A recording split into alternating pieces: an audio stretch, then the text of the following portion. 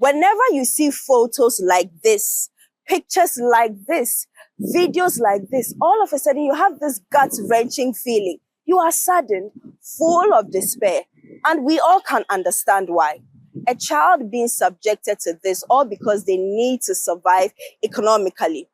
But then when you pick up your phone and you go through your Instagram, your Facebook, your TikTok, you see another child in smile, draped in designer outfits, influencing for a product to be sold, perhaps even a better content creation avenue, selling something, and suddenly that is parenting goals. That is an influencer in the making. You double tap, you click, you like. At what point do we differentiate really what child labor is? Both are working, both are exposed, and we really cannot tell the mental and psychological effect on these children. Does it make a difference just because there is a smile on one's face? Let's find out. Yes, is there a We difference? have children who have been child actors, and they've grown up to continue, and they've done well. And we have children who have been actors and have had a lot of major life challenges growing up, not only acting, various forms of professions. And the challenge is that most children who are working, as long as they are working, whether on the streets or in industries like online entertainment industries, they find themselves, we usually refer to these ones as emancipated children. Even though they are children, they are forced to grow up early. So their childhood can usually be taken away from them. In fact, there is a typical example with Michael Jackson, who granted an interview describing how his childhood was taken away from him early in life for success. Now, in place of that, he decided to surround himself with children, just so he would be able to give children their childhood, which is play, have fun, learn. We are going to put them in a studio and tell them what to do. It can be challenging, right? Right. And so what we can do is first allow them to be children. Okay. And then two, overindulgence. In fact, in everything we do, when we overindulge, even as adults, it has its own detrimental effect on us psychologically. So what I'm saying is, definitely you would have one or two children who may be used for content creation and all of that. And in as much as I wouldn't endorse it so much, you cannot take these things away from society. It's now part of our fabric. Right. So what I'm saying is that make sure, one, the child has his childhood not stolen away. And then two, do not overindulge. Do not cause this child to have a daily screen time where you're editing and comparing and all of that. Then as much as possible, do not put them in adult scenarios. Okay. If you are constantly making the child up to act like an adult and all of that, it'll get to a point as early as their very young childhood, they'll be uncomfortable going out without makeup. Why? Because they look good in makeup when they are on screen, and then people are going to say, oh, is that you? Is that you?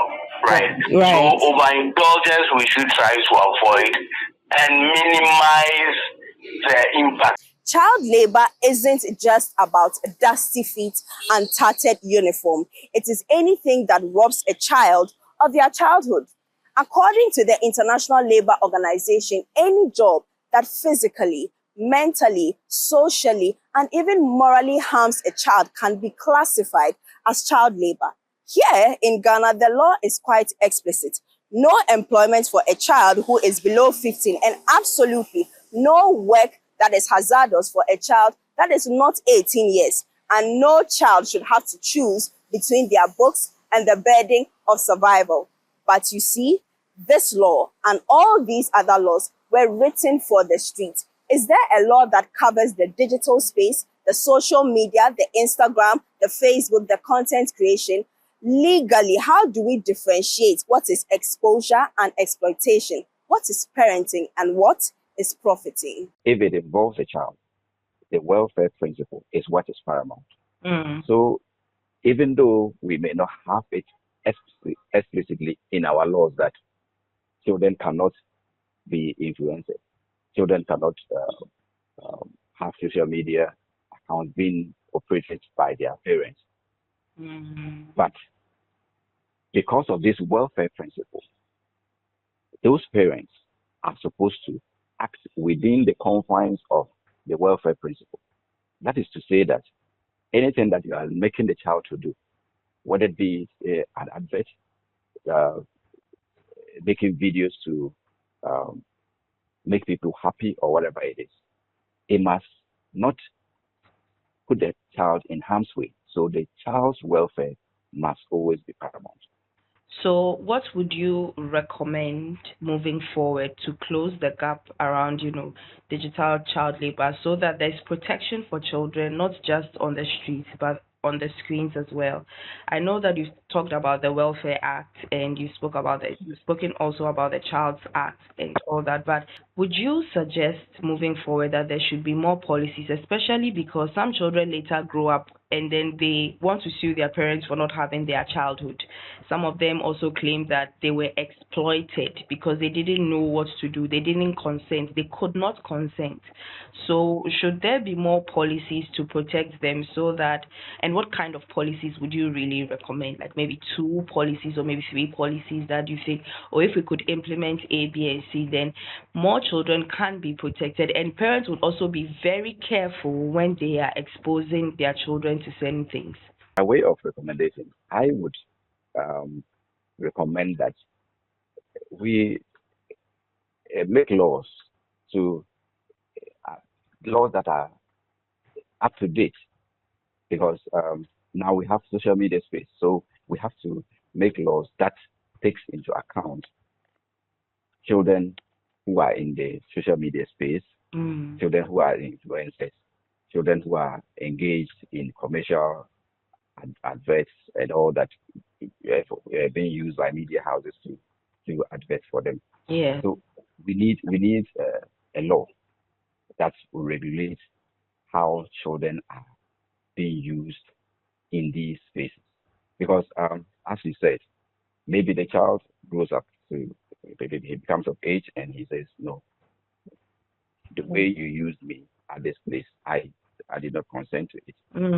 We need, if we're able to bring out a new law that controls social media activities of children, in that law, we can tie responsibility to parents, even though now, as a parent, you have a responsibility to not expose the child to things that will harm him. So if the child is being used to as an influencer, he doesn't have the ability to consent now. You are just using him, but we would now, the law as it is now would require that you do it in a reasonable way that doesn't put the child's welfare into jeopardy. So going forward, we need to make it explicit that if you are going to use a child, if you are going to project your child in a way on social media, then there should be guidelines that do A, B, C, and do not go beyond this. And in this act or the new law, we should also have how the income should inure to the benefit. The income that is derived from the act is it inures to the benefit of the child.